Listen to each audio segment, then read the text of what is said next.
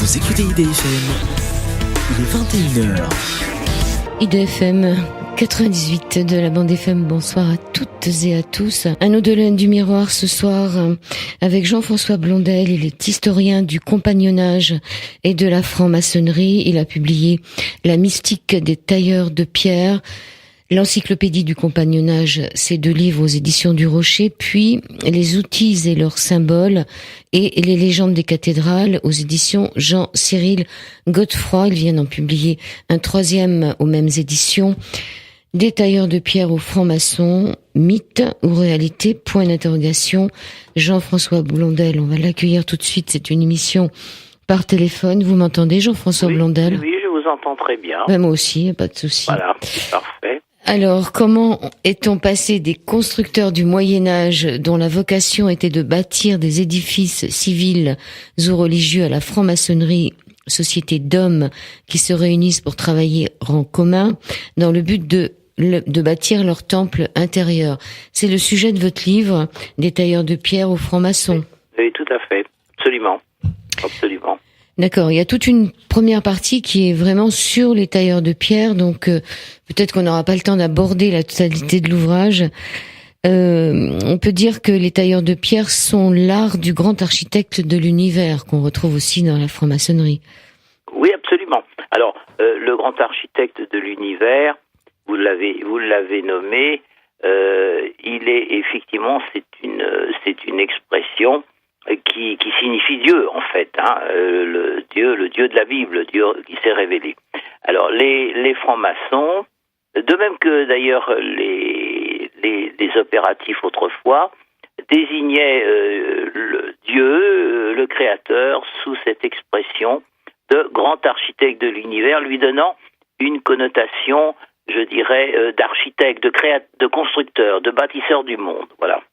D'accord. Alors vous dites aussi que on peut formuler une autre remarque. Au Moyen-Âge, le monde qui nous entoure était considéré comme une immense construction géométrique, d'où l'importance de cette dernière œuvre du grand géomètre, avec la Terre pour centre, puis les planètes et enfin la voûte étoilée. Cette vision évoluera à la Renaissance avec une perspective mécaniste, avec les premières découvertes de Kepler et surtout de Copernic. Oui. Oui, c'est-à-dire qu'avec Kepler, Copernic, et puis plus tard Newton, un petit peu bien plus tard Newton, eh bien, on aura pu cette vision, si vous voulez, statique d'un monde bâti comme un monument, comme une cathédrale, mais au contraire comme un monde en mouvement, avec donc à la suite des théories et des découvertes de Kepler et puis donc ensuite de Newton au XVIIIe siècle. Effectivement, le monde passera d'un état statique à un état dynamique. Alors les Écritures avec un grand E nous présentent ainsi l'Éternel avec un grand E en tant que bâtisseur. Dans le cas de la construction du temple avec un grand T, il est le maître d'œuvre de sa propre demeure. C'est donc les tailleurs de pierre sont, vous le dites dans votre livre déjà, sont recrutés que si ils sont chrétiens. C'est-à-dire, si vous voulez, au Moyen-Âge, de toute façon, il fallait être chrétien. Sinon, vous étiez considéré comme étant un hérétique. Donc, effectivement, les tailleurs de pierre, de même que les autres ouvriers de la construction, les charpentiers, les couvreurs, étaient obligatoirement chrétiens. Il faut bien comprendre que au Moyen Âge, la société entière était chrétienne. Tous les actes élémentaires de la vie quotidienne, eh bien, relevaient du christianisme et des écrits du christianisme. Alors, les tailleurs de pierre, eux, eh bien, ils étaient, si vous voulez, les œuvriers de Notre-Dame, c'est-à-dire qu'ils étaient ils étaient eux-mêmes des bâtisseurs, à l'image du grand architecte. Ils étaient des bâtisseurs qui construisaient la maison Dieu. La maison Dieu, c'est-à-dire l'église, la cathédrale, lorsqu'il s'agissait d'édifices religieux ou des châteaux pour les nobles, voyez. Alors vous nous parlez de la pierre d'angle, tout le monde a entendu parler de cette pierre de fondation ou de pierre d'angle, et vous dites que c'est pas forcément, on ne doit pas d'ailleurs confondre la pierre de fondation avec la pierre de la fondation. Oui, alors la pierre de la fondation, oui, il y a une petite subtilité, si vous voulez, c'est que la pierre de la fondation, c'est la pierre de Béthel. C'est la pierre qui apparaît dans les Écritures lorsque Jacob s'est endormi sur une pierre et il a eu un songe et il a vu, vous savez, c'est la fameuse échelle de Jacob où les anges montaient et descendaient et où Dieu s'est adressé à lui. Et lorsqu'il s'est réveillé, il a pris cette pierre. Il a pris cette pierre, j'allais dire. Il faut peut-être y voir là un aspect emblématique ou symbolique, mais il a pris cette pierre et il l'a mise verticalement en y faisant un sacrifice et en disant cette pierre, plus exactement, Dieu lui a dit cette pierre que tu as élevée, sur cette pierre, j'établirai une alliance avec toi et avec tes descendants. Voilà. Si vous voulez, c'est la pierre de fondation du monde dans la tradition biblique. Alors maintenant, dans un édifice, prenez l'exemple d'une cathédrale, si vous voulez, il y a ce qu'on appelle la pierre de fondation. Alors la pierre de fondation, ou première pierre, c'est celle qui fait l'objet d'un cérémonial particulier et qui est posée par tous les corps constitués, l'évêque, l'architecte, et qui, en général, cette pierre de fondation, c'est la première pierre de l'édifice, et pour une cathédrale, elle est toujours placée à l'angle nord-est du chevet. Enfin, ce que j'appelle le chevet, c'est-à-dire c'est la partie la plus à l'est de la cathédrale, c'est-à-dire l'abside à l'intérieur ou le chevet à l'extérieur. Voilà. C'est celle, si vous voulez, lorsque l'on entre dans une cathédrale par le portail occidental, c'est celle qui est à l'opposé, le chevet c'est ce qui est à l'opposé, c'est ce qui est le plus à l'est, voilà, c'est-à-dire à l'orient, c'est-à-dire là où il y a la source de la lumière. Et c'est à cet endroit-là que l'on pose la première pierre de l'édifice, vous voyez, et qui fait l'objet, elle aussi, d'un cérémonial, comme je viens de le rappeler. Voilà. Alors vous parlez aussi de la pierre d'angle avec une légende soufie qui relate la reconstruction de la maison d'Allah, oui, disparue après le déluge. Tout le monde connaît la Kaaba, qui est la pierre noire de l'islam. Elle est appelée aussi la pierre de l'angle, mais il ne s'agit pas seulement de sa situation dans l'édifice sacré. Ainsi, d'après cette légende, quand Abraham reconstruisit la maison d'Allah disparue au moment du déluge, il trouva aisément toutes les pierres qui lui sont nécessaires, sauf une qu'il demanda en vain à Ismaël. Cette pierre, c'est celle qui complétera l'édifice et qui en sera le point essentiel. Cette pierre, c'est Allah lui-même qui la lui donne par l'intermédiaire de Djibraïl, l'archange Gabriel, pour faire l'angle de sa maison. Cette fameuse pierre noire. Oui. Allô ? Oui, je vous entends. Hein. Oui, je vous écoute. Oui, je vous écoute. Oui, cette fameuse. Alors, cette pierre d'angle, en fait, c'est une pierre emblématique. En fait, c'est la coiffe de l'édifice. C'est-à-dire, c'est la dernière. Alors, autant je parlais tout à l'heure de la première pierre, la pierre de fondation. Là, la pierre d'angle, c'est en fait la dernière pierre de l'édifice, celle qui est le plus en hauteur, c'est-à-dire la clé de voûte. Voilà. Alors évidemment, vous allez me dire, oui, mais enfin, peut-être que dans les constructions orientales, la clé de voûte n'est peut-être pas la même que celle des édifices occidentaux, des cathédrales, effectivement. Mais là, encore une fois, il faut y voir un aspect symbolique. La dernière pierre, c'est la clé de voûte, c'est la pierre d'angle, c'est celle qui est la plus en hauteur et c'est celle qui est au contact avec Dieu. Voilà la signification, si vous voulez, de la pierre d'angle. Hein? Et on va faire une analogie avec la franc-maçonnerie où chaque maçon doit devenir une pierre vivante, doit tailler sa pierre pour travailler, quoi. Il doit travailler sa pierre. Oui, tout à fait. C'est l'image, si vous voulez,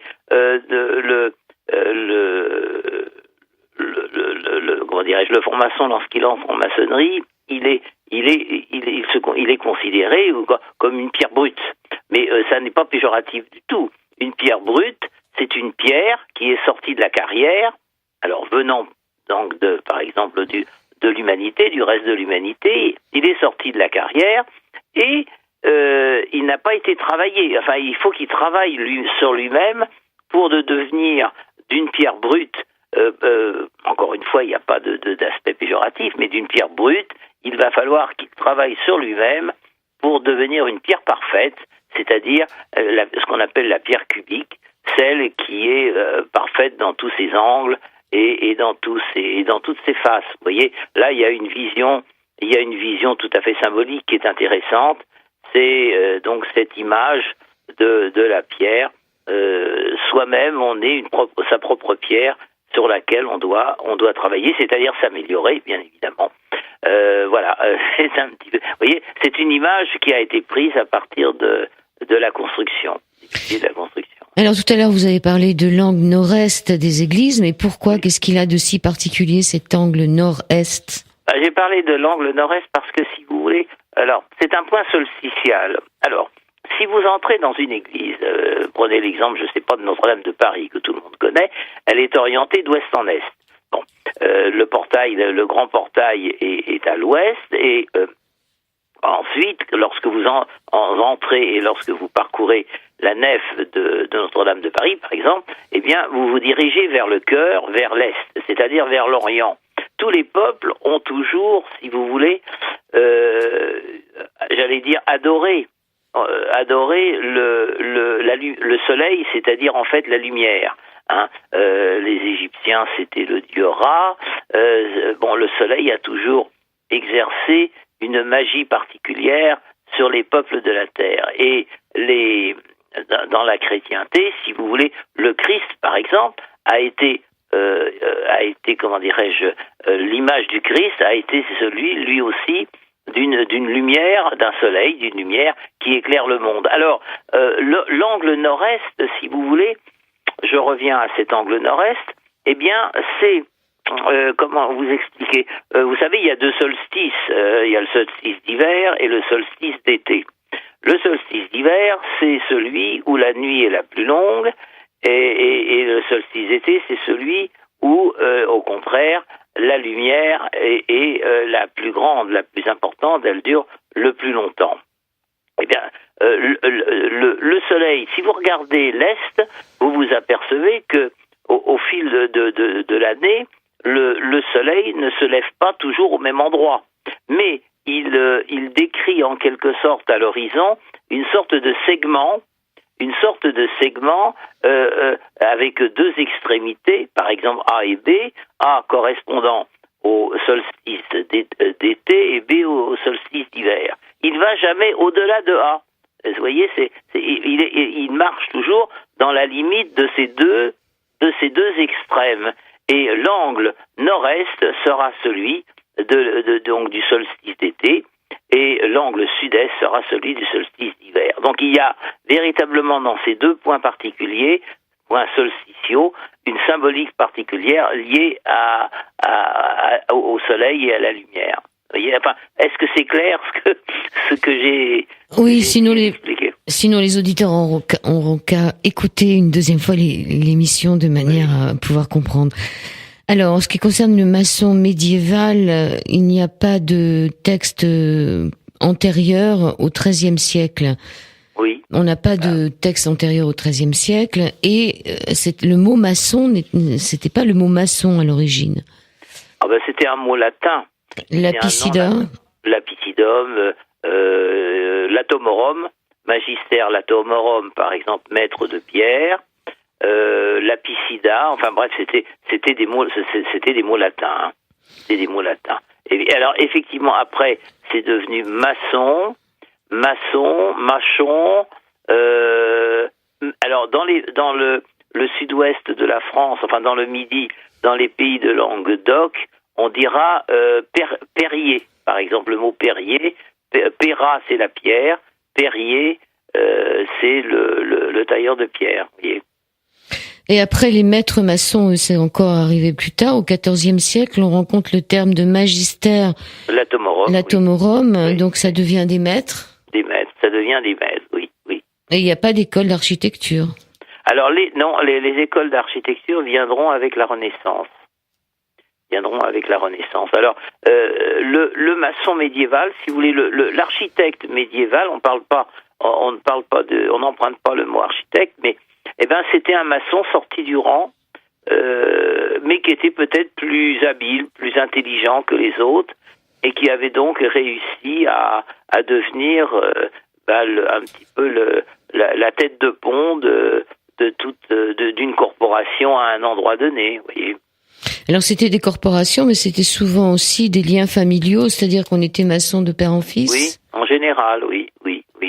Oui, en général, on était, c'est pas systématique, mais en général, effectivement, on était maçon de père en fils. Par exemple, Philibert Delorme, architecte de la Renaissance, son père était maître maçon. Vous voyez.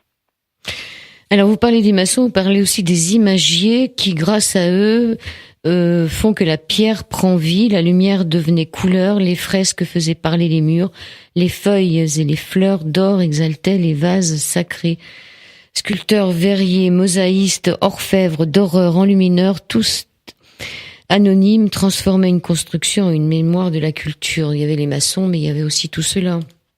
Il y avait les maçons, c'est-à-dire que il y avait les maçons, les tailleurs de pierre qui construisaient le gros œuvre, si vous voulez. Mais il y avait aussi les sculpteurs qu'on appelait imagiers, mais c'était les sculpteurs.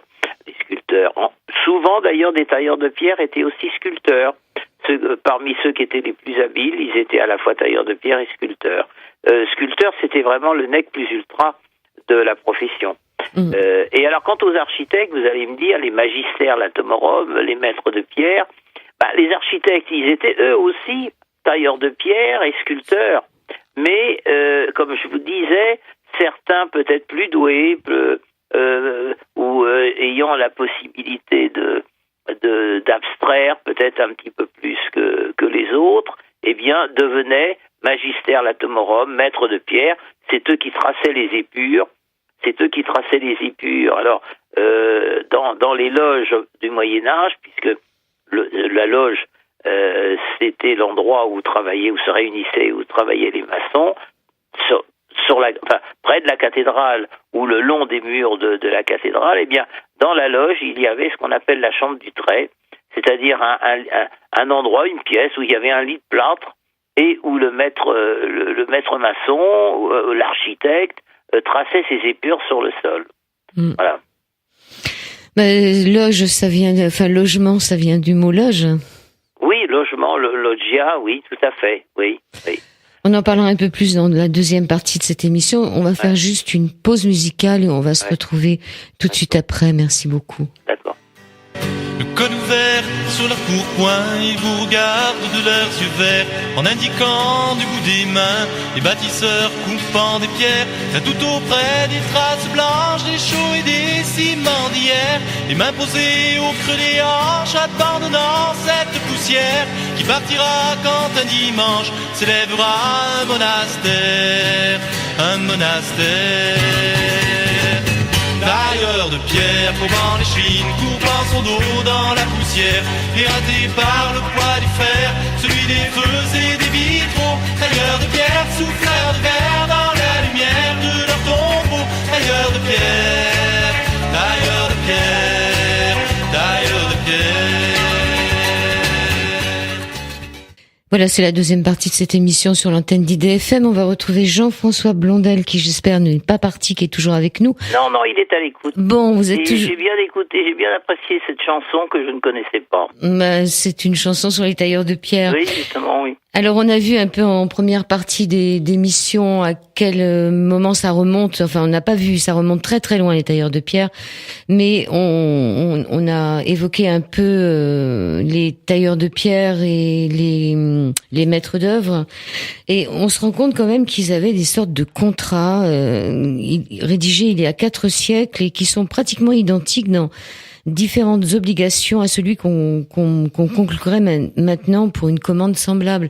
C'est-à-dire qu'ils étaient quand même soumis à des conditions, à des contrats, et on y trouve le montant qui sera versé et l'avance consentie. L'on remarquera que cet engagement, qui serait de nos jours un acte sur 5 privé, est acté par un notaire et un huissier. Donc ils étaient quand même très très encadrés, on peut dire. Hein. Ah oui, absolument, oui.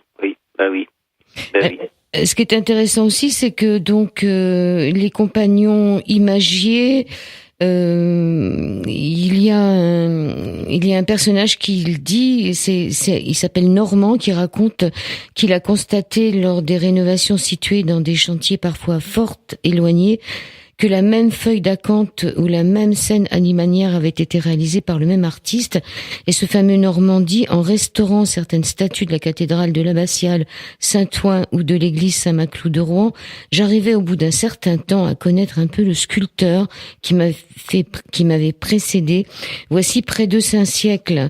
Il pouvait imaginer la façon dont le travail était exécuté, s'il était grand ou de taille moyenne, d'un tempérament nerveux ou au contraire très calme, le plus grand n'ayant aucune difficulté à atteindre de son outil certains endroits, et le plus petit en revanche avait peine pour parfaire certaines places peu accessibles. Donc il laisse des traces dans la pierre, les tailleurs. Ben oui, mais là c'était véritablement un spécialiste qui parlait, je l'ai connu, il s'appelait Normand l'ami des Arts. C'était un sculpteur, un tailleur de pierre qui malheureusement est décédé, mais que j'ai bien connu, qui était compagnon des Devoirs Unis et qui a passé 20 ans ou 25 ans de sa vie à restaurer en particulier l'église de Côte-Bec-en-Caux, dont il a refait toute la façade. Et effectivement, avec cette expérience et avec cet œil, il était capable de déceler un petit peu la morphologie de celui qui l'avait précédé quelques siècles auparavant. Et alors, il m'avait dit une chose, là que vous n'avez peut-être pas cité, dont je parle dans un de mes livres, mais que vous n'avez pas cité et qui est extraordinaire, c'est qu'il me disait, tu vois, à un moment donné, eh bien, dans la restauration d'une statue ou dans la recomposition d'une sculpture, eh bien, je n'arrivais pas à faire mieux que celui qui m'avait précédé il y a 400 ans. Parce qu'à un moment donné, il se trouvait gêné par une autre statue qui était à côté, et que son confrère d'il y a 400 ans avait été gêné lui aussi, ou par une statue qui était trop près du mur, collée contre le mur, et où par conséquent ses outils ne pouvaient pas accéder, et où les outils de son prédécesseur d'il y a 400 ans ou 500 ans n'avaient pas pu accéder non plus. Donc il me disait, tu vois, par rapport à eux, j'ai pas fait de progrès. Il y a une limite. On a tous atteint la même limite dans notre métier, dans la réparation, la construction ou la réfaction de certaines statues, de certaines sculptures. Voilà. Il n'y a pas de mauvais outils, il n'y a que de mauvais ouvriers. Oui. C'est une phrase qu'on... C'est un proverbe, oui. C'est-à-dire que avec un excellent ouvrier arrive toujours à faire quelque chose, même avec un outil très sommaire. En général, d'ailleurs, ils le font eux-mêmes. Les tailleurs de pierre fabriquent eux-mêmes leurs propres outils. Parce qu'ils sont adaptés à leur morphologie, à leurs mains. Là, je sais que, pour reciter l'exemple de Normand l'ami des Arts, eh bien, il me disait, tu vois, mon maillet, ça fait 20 ans que je travaille, ou 30 ans que je travaille avec lui, et quand je travaille avec un autre maillet... Ça fait pas corps. Ça fait pas corps, ça marche pas, j'arrive pas à ce que je veux. Voilà, donc effectivement, là aussi, il y a un petit peu une leçon à tirer, c'est qu'effectivement, l'ouvrier, l'outil et la main de l'ouvrier font corps, véritablement l'un avec l'autre. Alors, vous parlez aussi de l'apprentissage, les contrats d'allouement d'apprentis et de manœuvre. On y apprend que, en outre, en ce qui concerne le métier, le maître devait fournir à l'apprenti tous les outils nécessaires aux 10 métiers durant le 10 temps, ainsi que les souliers. Et on sait un peu plus tard pourquoi il leur fournissait des souliers, vous vous en souvenez sûrement. Pour la chaux des souliers et des gants. Hein. Et des gants qui brûlent effectivement, les chaussures. Donc ils étaient obligés de fournir effectivement cet équipement. Alors chaussures, ça vient pas du mot chaud quand même. Ah non, je pense pas. Non. Je suis pas latiniste, vous savez. Moi non plus. Malheureusement. Donc je ne pense pas. Non. Ça vient de choses. Au Moyen Âge, de choses, ouais. Des choses. Ouais, mais enfin bon, ça nous donne pas la solution. Non, mais je ne pense pas. Non. Alors, dès le XVIIe siècle, l'apparition du Tour de France, qui vient compléter les connaissances acquises en premier lieu chez un maître, apporte des variantes dans l'organisation de l'apprentissage. Après, on arrive carrément chez les compagnons. Oui, alors là, on arrive effectivement chez les compagnons, mais si vous voulez, c'est une structure particulière. C'est-à-dire que le compagnonnage, effectivement, est une corporation de métier, une confrérie, mais qui a ses règles, qui a ses lois, avec en particulier l'existence d'un Tour de France, c'est-à-dire un périple où l'apprenti va se parfaire dans son métier en allant d'étape en étape. Mais si vous voulez, le compagnonnage, c'est quelque chose de particulier. Voilà, c'est ça. Il ne faut pas confondre les corporations avec le compagnonnage ou n'importe quelle confrérie avec le compagnonnage. C'est quelque chose qui a ses règles particulières et dont l'origine, elle aussi, se perd peut-être un petit peu dans la nuit du Moyen-Âge. On ne sait pas trop à quel moment il est apparu. Les compagnons eux-mêmes disent, vous voyez, nous n'avons pas construit les cathédrales, mais c'est la construction des cathédrales qui a en quelque sorte permis la création du compagnonnage. Voilà, on s'est tourné un petit peu, mais ça veut bien dire ce que ça veut dire, voilà. Alors, ils avaient quand même ces fameux travailleurs, tous les maçons, ils travaillaient donc en fonction de la durée de travail selon les périodes de l'année, le temps accordé aux maçons. Pour leur repas, tout ça, c'est quand même assez intéressant. Ils étaient complètement tributaires de l'Église. Ils étaient totalement tributaires de l'Église, ça c'est certain, mais encore une fois, si vous voulez, il faut bien se replonger dans la société française du Moyen-Âge, qui était chrétienne, qui était un petit peu, je dirais, sous sous l'autorité de l'Église. Elle était sous l'autorité de l'Église. Alors, effectivement, normalement, il devait commencer à travailler du soleil levant au soleil couchant. Mais vous allez me dire, le soleil ne se lève pas toujours à la même heure toute l'année. On en a parlé tout à l'heure avec les solstices. Alors, il y avait une petite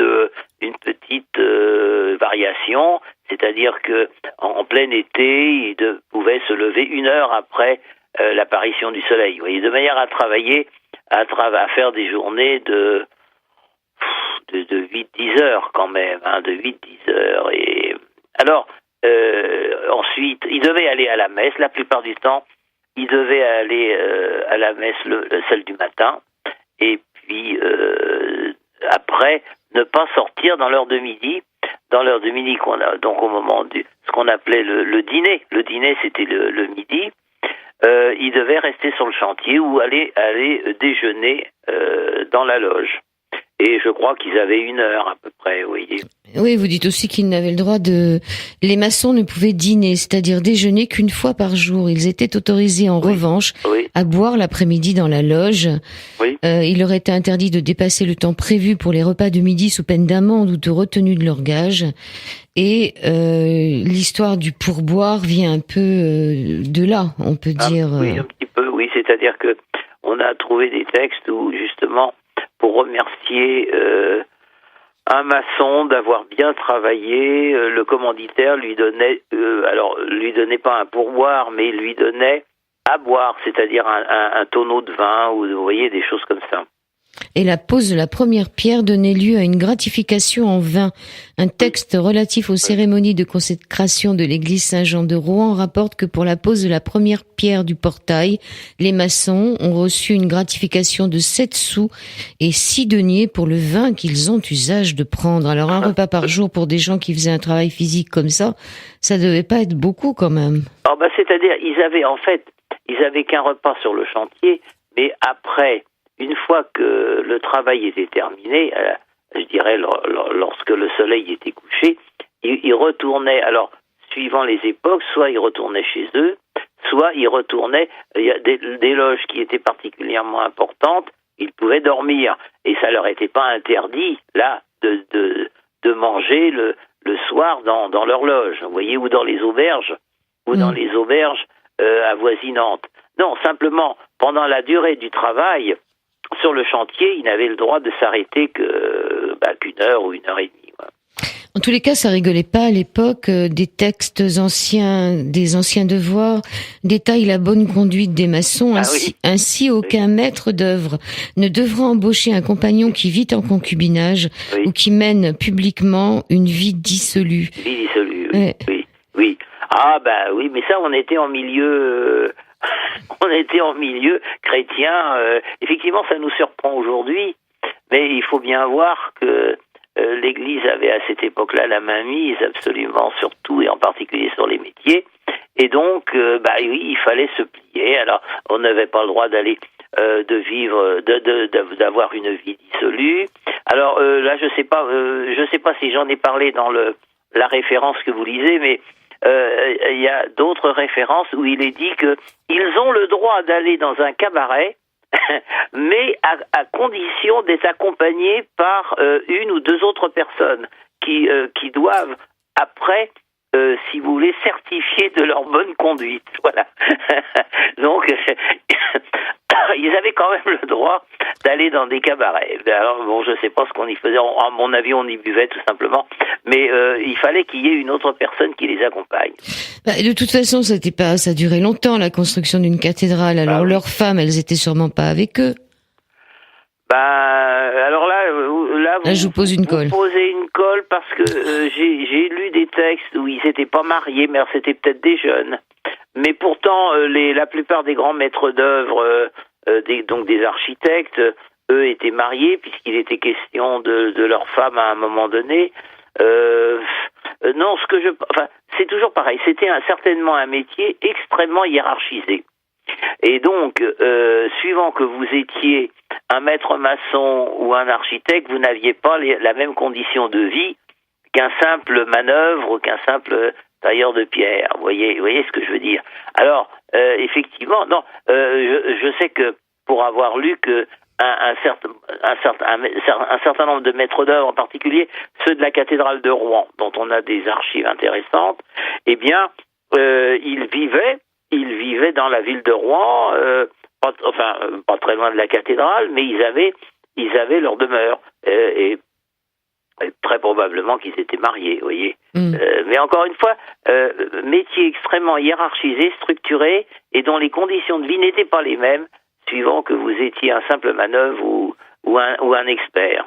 Je pense que c'est comme ça. Alors vous dites aussi que la tâche des confréries ne se limitait pas à des démonstrations de dévotion populaire, elle se devait d'aider les compagnons souffrants ou trop vieux pour travailler, les veuves et les orphelins. Oui. Leurs membres veillaient les malades et procédaient aux inhumations. Cette action caritative s'est laïcisée plus tard avec les mutuelles, dont on retrouve sous une forme moderne l'esprit de nos institutions sociales.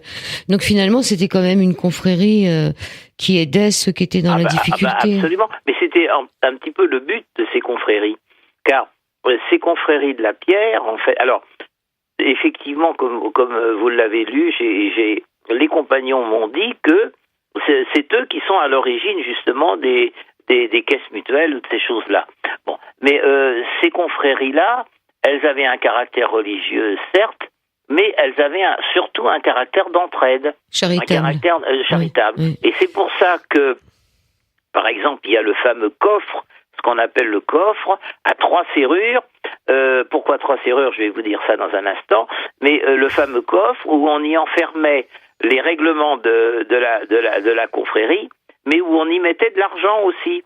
C'est-à-dire qu'à chaque fois, il y avait un usage qui consistait à demander de l'argent. Alors, soit si par exemple un ouvrier arrivait en retard, il était taxé, il fallait qu'il donne de l'argent.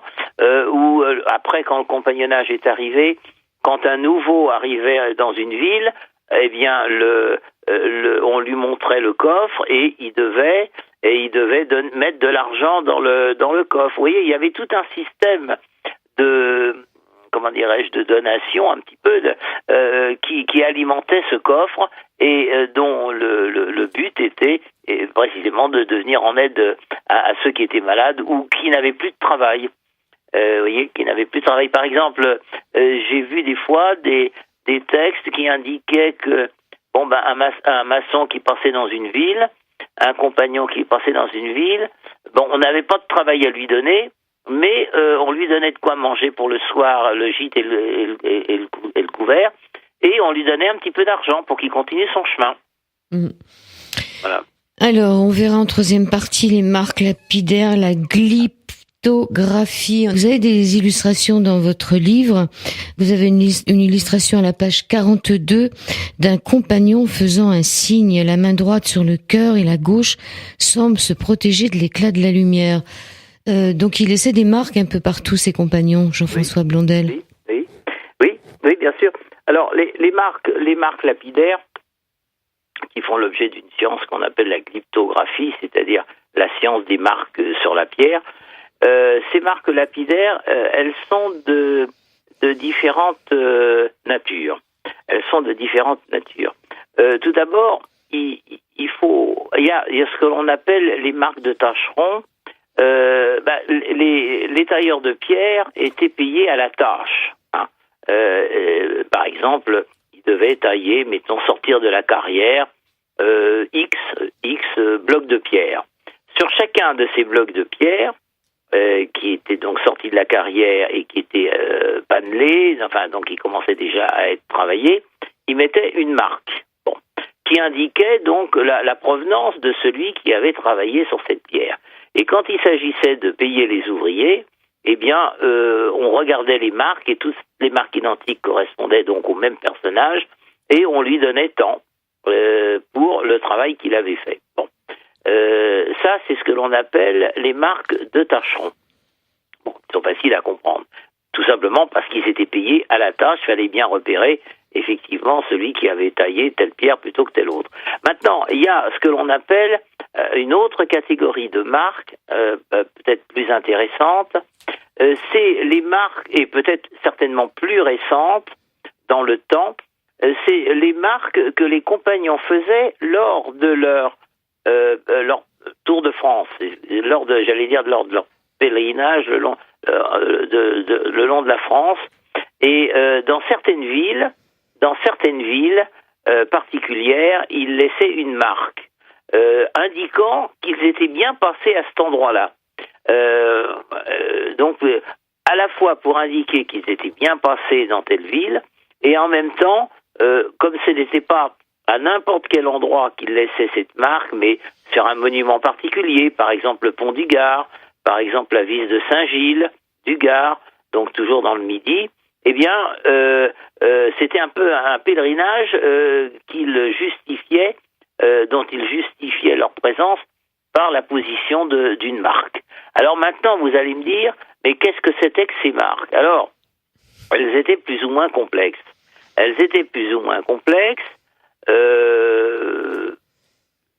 Ils en choisissaient une, très probablement, au moment de leur réception dans la confrérie, et qu'ils gardaient toute leur vie. Alors, ces marques représentent toutes sortes de choses, des figures géométriques, le soleil et la lune, des traces de pieds, bref, elles avaient toutes sortes de formes possibles. Mais, à partir d'une certaine époque, c'est-à-dire vraisemblablement à partir du 15e, 16e siècle, on s'est aperçu que les marques, donc celles dont je viens de parler, c'est-à-dire les marques de passage, qu'on appelle les marques de passage, de compagnons sur le Tour de France avaient un petit peu changé de nature. Au départ, ils représentaient dans leur marque, en général, il y avait leur marque et en dessous, il y avait un outil.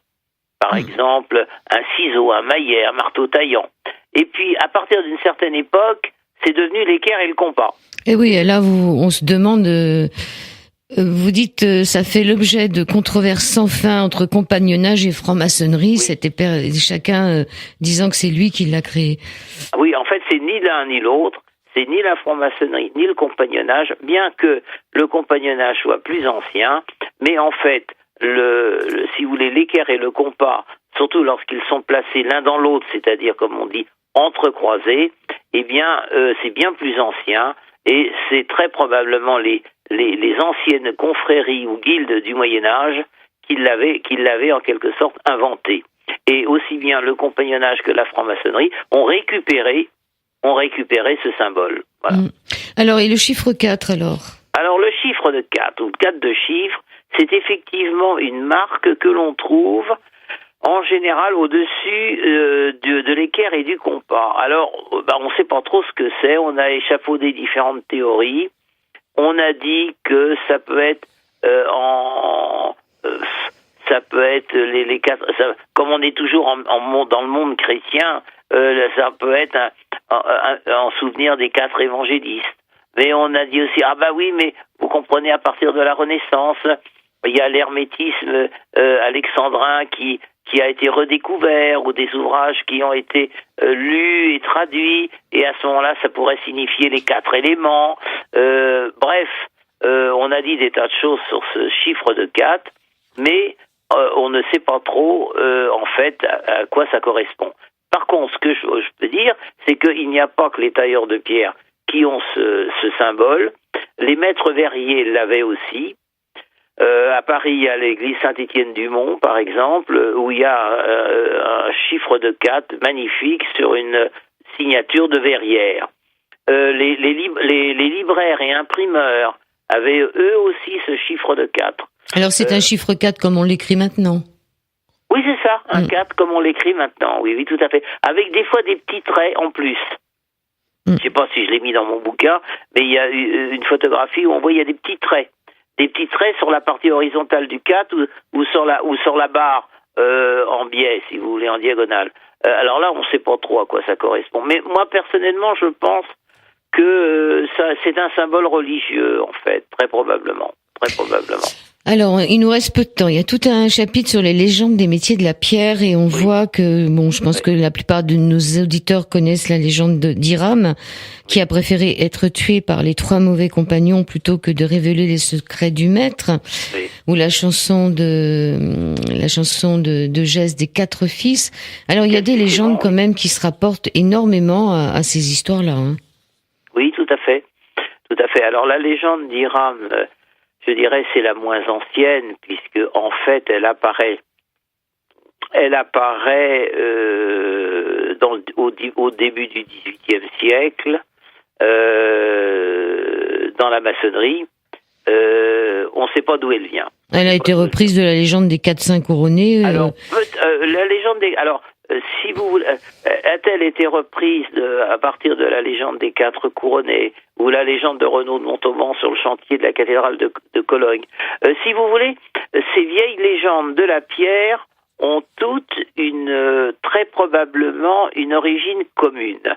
Cette origine commune, elle est la suivante, c'est que on considérait qu'il fallait verser du sang sur un édifice pour assurer sa solidité et sa pérennité. Oui, c'est les sacrifices, un sacrifice. Oui, tout à fait. Il y a une légende roumaine, par exemple, je ne sais pas si j'en parle, si je dois en parler dans un de mes bouquins que vous avez cité tout à l'heure, qui est la légende de Maître Manol, en Roumanie, qui a été explicitée par Mircea Eliade, qui était un grand spécialiste de toutes ces choses-là. On arrive à cette idée que il faut verser du sang pour assurer la construction de l'édifice. Voilà. Et alors, au départ, verser du sang, ça pouvait être du sang d'un animal, ça a pu être du sang humain aussi, d'où ces fameuses légendes, effectivement, de la mort de quelqu'un, pas forcément l'architecte, mais de quelqu'un sur le chantier. La légende de l'ouvrier de Saint-Pierre, vous pourriez nous la résumer? La légende de l'ouvrier de Saint-Pierre, à la cathédrale d'Amiens. Non, la légende de l'ouvrier de Saint-Pierre, c'est Renaud de Montauban. Donc, je pensais à autre chose avec la cathédrale d'Amiens. La légende de l'ouvrier de Saint-Pierre, c'est la légende de Renaud de Montauban, qui a été tué par les autres ouvriers du chantier. Vous avez la légende d'Alexandre de Berneval à Rouen. Alexandre de Berneval tue soi-disant son apprenti parce que l'apprenti avait fait une verrière qui était bien plus belle que le projet qu'il avait présenté lui-même. Alors on peut se poser des questions. Est-ce que il l'avait vraiment tué ou est-ce que cette mort revêtait un caractère symbolique dans le cadre d'un rite de passage, d'un rite de la construction? Vous voyez, là il y a diverses interprétations possibles. Est-ce que c'est au premier degré ou est-ce que c'est à un autre degré qu'il faut comprendre ces légendes? Alors vous parlez aussi de Villard de Honnecourt et son emblématique carnet de croquis avec avec les messages qui sont complètement codés, qu'on n'arrive pas à lire parce que c'est du vieux français déjà. Oui. Et donc on pourrait dire que c'est le texte le plus ancien. Alors le carnet de Villard de Honnecourt qui est conservé à la Bibliothèque nationale est très probablement, oui, le plus ancien carnet de chantier. Il date du XIIIe siècle, il date de l'époque de Saint-Louis, que l'on ait conservé. Et encore, on n'en a pas la totalité. Je crois qu'on a les 3/4 du manuscrit d'origine, parce que tout simplement, ce manuscrit a dû passer de main en main. Beaucoup de personnes ont dû s'en inspirer, voire arracher les feuillets de parchemin, et donc ce qui fait qu'aujourd'hui, on n'en a plus que, je crois les deux tiers, disons les 2 tiers, voilà. Donc ensuite vous abordez le chapitre franc-maçon. Oui. Il nous reste tellement peu de temps que. Ah oui, là il reste. Mais c'était intéressant de parler des tailleurs de pierre parce que sur la franc-maçonnerie on a beaucoup d'ouvrages. Alors qu'est-ce qu'on pourrait résumer en quelques minutes sur le passage des maçons aux francs-maçons? Pourquoi on appelle ça des francs-maçons par rapport à maçons? Alors d'abord franc-maçon. En fait, c'est la traduction en français d'un mot anglais qui est Freemason. Et en fait, le mot anglais lui-même est une contraction de Freestone Mason, c'est-à-dire maçon de pierre franche. La pierre franche était une pierre calcaire facilement travaillable et qui était véritablement la merveille pour les sculpteurs. Alors, donc ceux qui travaillaient ces pierres-là ont été appelés Freestone Mason et ensuite Freemason. Et en français, donc ça a été traduit par franc-maçon. Mais ce mot-là n'existait pas en France avant l'arrivée de la franc-maçonnerie en France. Comme tout à l'heure, au début de l'émission, on parlait de l'atomorum, magistère l'atomorum, etc. Et alors, ce mot franc-maçon donc vient de l'Angleterre. Alors maintenant, vous me posez la question. Vient de l'Angleterre ou de l'Écosse? De l'Écosse en particulier, c'est ça? Et de l'Écosse, oui, surtout de l'Écosse d'ailleurs. Oui, mais c'est-à-dire, la maçonnerie officiellement vient de l'Angleterre parce que un certain 24 juin 1717, un pasteur protestant et un prêtre anglican ont décidé de créer la première grande loge en réunissant 4 loges londoniennes. Ça s'est passé donc en Angleterre. Mais en Écosse, si vous voulez, on a des traces bien antérieures d'apparition d'une franc-maçonnerie qui n'était plus tout à fait une franc-maçonnerie d'hommes de métier, mais une franc-maçonnerie dite spéculative, c'est-à-dire de gens qui cogitent en quelque sorte, qui ont des réflexions philosophiques au sein des loges. Voilà, vous voyez. Alors maintenant, la question, parce que c'était l'objet de mon livre, comment est-on passé des tailleurs de pierre aux francs-maçons? Alors, il y a eu différentes théories. Je vais essayer d'aller vite. Il y a eu différentes théories. Il y a eu une théorie qui disait, c'est facile. Il y a eu une continuité directe des maçons dits opératifs, c'est-à-dire de métier, aux maçons spéculatifs, c'est-à-dire ceux d'aujourd'hui, si vous voulez. Mais en fait, on s'est aperçu que cette théorie, qui était la théorie d'un Anglais qui s'appelait Harry Carr, cette théorie, en fait, elle avait des lacunes. Et aujourd'hui, on n'est pas sûr du tout qu'il y ait eu une continuité directe entre la maçonnerie de métier, donc celle dont on a parlé pendant la majorité de l'émission, et avec la maçonnerie moderne, spéculative, c'est-à-dire celle qui s'est créée en 1717. En fait, on pense maintenant plutôt qu'en 1717, nos deux religieux, ont créé de toutes pièces, en quelque sorte, une confrérie, en empruntant des symboles et des traditions à une vieille maçonnerie de métier qui avait disparu. Voilà. Oui, les légendes, comme on disait tout à l'heure, ces fameuses légendes d'Hiram qui ressemblent étrangement. Ah oui, mais la légende d'Hiram, en particulier la légende d'Hiram, effectivement, oui, qui ressemble étrangement aux légendes médiévales dont on a parlé tout à l'heure. Et les outils, quand même, qui sont l'équerre, le compas, il y en a un troisième, je sais plus lequel. La règle, voilà. Ou le niveau aussi. Enfin, il y a le niveau, il y a la règle, il y a le perpendiculaire. Enfin, tous ces outils ont été considérés comme des symboles. Et dans la maçonnerie moderne, effectivement, ils sont devenus des symboles. Voilà.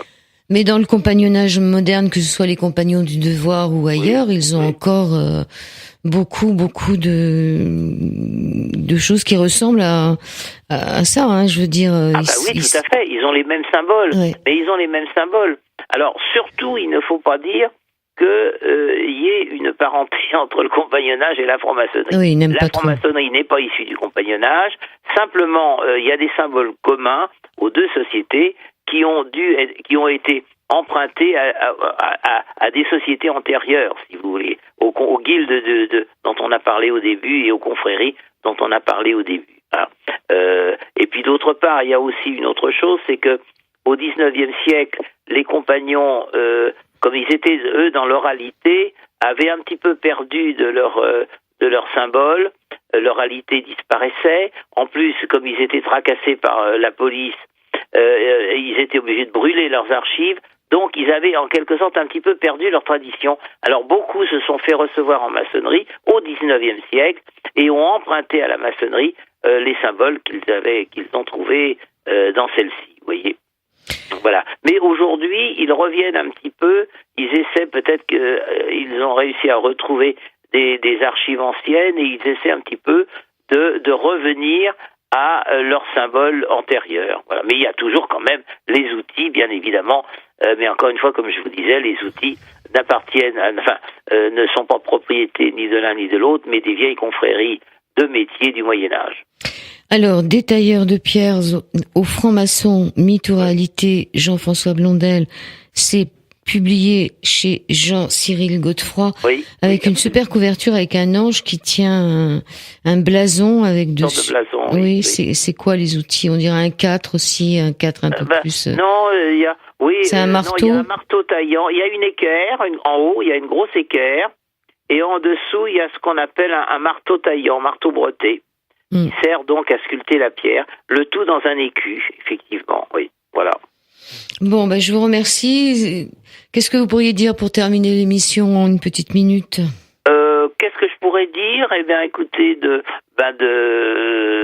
j'espère que j'ai bien répondu donc aux questions que vous m'avez posées. Et maintenant, on n'a pas pu parler beaucoup de la franc-maçonnerie. Alors, ce que je pourrais dire, c'est que la franc-maçonnerie va fêter son tricentenaire le 24 juin 2017, donc 300 ans d'existence, et que ça fera l'objet de parutions, de nouveaux ouvrages, de nouveaux ouvrages qui relateront un petit peu les 3 siècles d'existence de cette société. Je pense qu'on en entendra parler. Je vous remercie beaucoup, certainement, Jean-François Blondel. De rien, c'est moi qui vous remercie. Merci. Au revoir. Merci.